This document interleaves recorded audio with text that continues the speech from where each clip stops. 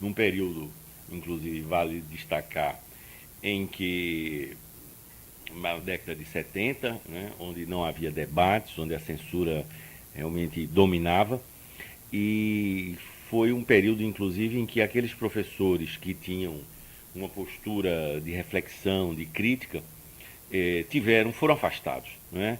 Entre eles o professor Valteir Silva, que hoje é professor aqui no programa de pós-graduação, foi demitido da universidade, inclusive foi alvo de um processo, porque havia falado sobre a liberdade sexual dos jovens, né? E isso foi motivo para que a Universidade Católica abrisse um processo e depois o demitisse, né? O professor Valteir, como um homem de pensamento, um filósofo, né, não se agachou, não perdeu a sua postura, aproveitou esse momento difícil e foi fazer sua pós-graduação em Portugal e depois seu doutorado.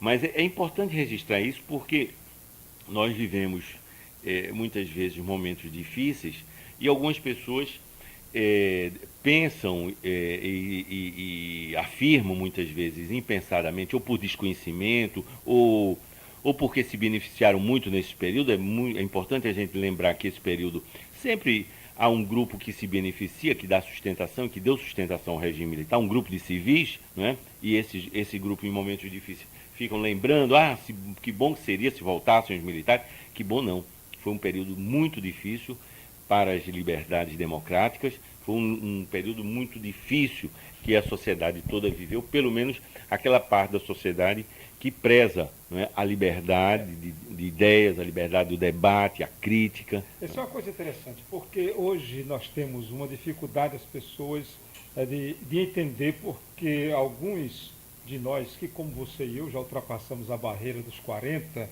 você chegando aos 50, ou já ultrapassando, eu já ultrapassado, quase chegando aos 60, né? A gente tem um apreço muito grande com essa palavrinha bonita, liberdade. Eu estava vendo aqui, o seu mestrado foi um tipo interessante, foi feito na Universidade de Campinas, né? E o tipo é encaminhamento político do fim da escravidão. Né? Você poderia lembrar um pouco o que é que Olha, significou esse trabalho?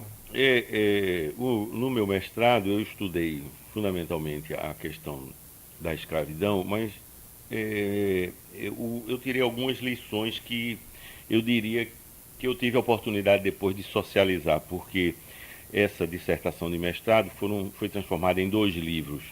Um livro chamado Abolição, pela editora Ática, da série Princípios.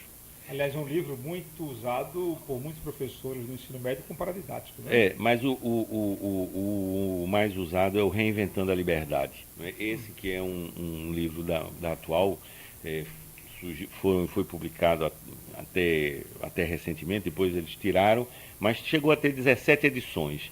E o que eu salientaria nesse trabalho foi um objeto da minha reflexão que me surpreendeu muito. O que é que faz as sociedades terem regimes escravocratas e depois regimes de trabalho livre? Como é que elas convivem com isso?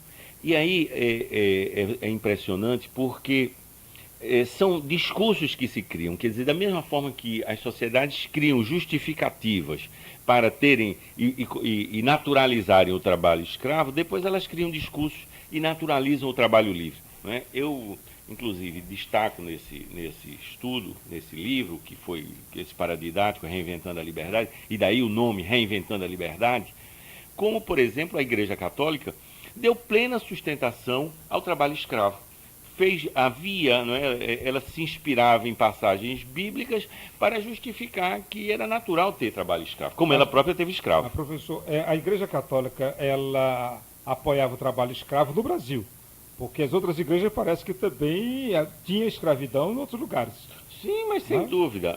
Mas o que eu quero destacar é como hoje, né, a Igreja Católica, ou pelo menos uma parte do clero, se alinha numa luta contra determinadas práticas de trabalho degradante e mesmo trabalho escravo. Né?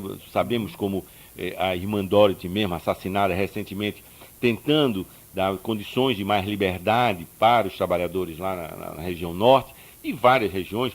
o trabalho do Pedro Casadáliga e vários outros que nós conhecemos, que que estão sendo fundamentais para a luta de resistência contra a exploração.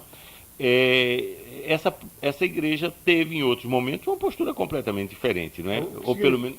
O que significa, portanto, que quando a gente estuda história, a gente percebe que as instituições não são permanentes em alguns aspectos, porque elas mudam, né? Quer dizer, você dizer, Bastante. seria o caso de dizer assim que o estudo da história nos faz capaz de compreender que ele é um processo, que nada é definitivo, que não existe nada acabado?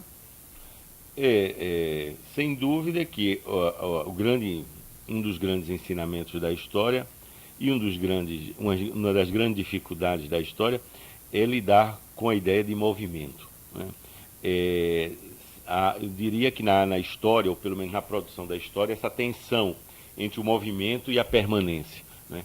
As identidades, as tradições, elas também buscam inspiração na história, e elas são exatamente o oposto do movimento, né? Elas tentam fixar sentidos e significados.